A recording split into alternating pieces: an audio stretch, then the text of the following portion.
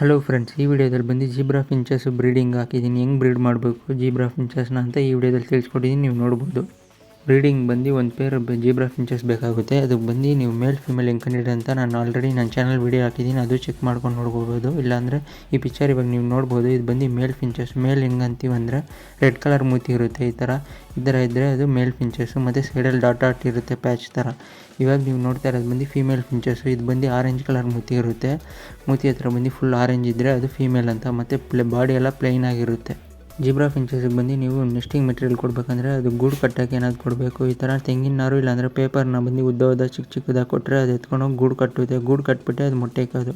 Zebra finches ಬ್ರೀಡಿಂಗಲ್ಲಿ ಬಂದು ನಿಮಗೆ egg food ಅಂತಾರೆ. ಎಗ್ ಫುಡ್ ಬಂದು ಮೇಯ್ನು. ಎಗ್ ಫುಡ್ ಅಂದರೆ ಏನಿಲ್ಲ, ಅದು ಮೊಟ್ಟೆ ಬೇಯಿಸಿರೋದು ಮೊಟ್ಟೆ ಬಂದು ಚಿಕ್ಕ ಪೀಸ್ ಮಾಡಿ ಕೊಡಬೇಕು. ಬ್ರೀಡಿಂಗ್ ಟೈಮಲ್ಲಿ ಬಂದು ಅದಕ್ಕೆ ಯೂಸ್ ಆಗುತ್ತೆ. ಮತ್ತು ಮರಿ ಹೆಲ್ದಿಯಾಗಿ ಬರುತ್ತೆ.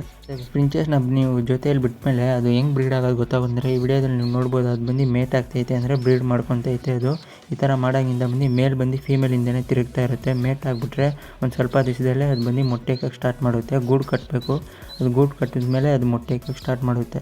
ಜೀಬ್ರಾ ಫಿಂಚಸ್ ಬಂದು 3 ರಿಂದ 5 ಮೊಟ್ಟೆ ಇಕ್ಕುತ್ತೆ. ಮೊಟ್ಟೆ ಇಕ್ಕಿದಿಂದ ಒಂದೊಂದು ಮೊಟ್ಟೆಗೂ ಅದು ಕಾವು ಕೊಡ್ತಾ ಇರುತ್ತೆ. ಕಾವು ಒಂದು ಮೇಲ್ ಕೊಡುತ್ತೆ, ಇಲ್ಲಾಂದರೆ ಫೀಮೇಲ್ ಕೊಡುತ್ತೆ. ಈ ಥರ ಎರಡೂ ನೋಡ್ಕೊಳುತ್ತೆ. ಜೀಬ್ರಾ ಫಿಂಚಸ್ ಬಂದು ಮೊಟ್ಟೆ ಇಕ್ಕಿದಿಂದ 16 ರಿಂದ 18 ದಿವಸದಲ್ಲಿ ಬಂದು ಮೊಟ್ಟೆಯಿಂದ ಮರಿ ಆಚೆಗಳು ಬರುತ್ತೆ. ನೀವು ಬಂದು ಗೂಡಲ್ಲಿ ಬಂದು ಮೇವು ಇರಲೇಬೇಕು. ಅಮ್ಮ ಬಂದು ಮರಿಗಳು ತಿನ್ಸೋಕ್ಕೆ ಮತ್ತು ಅದು ಕರೆಕ್ಟಾಗಿ ನೋಡ್ಕೊಳೋಕ್ಕೆ ಮೇವು ಇರಲೇಬೇಕು. ಮೇವು ನೀರು ಇರಲೇಬೇಕು ಗೂಡಲ್ಲಿ.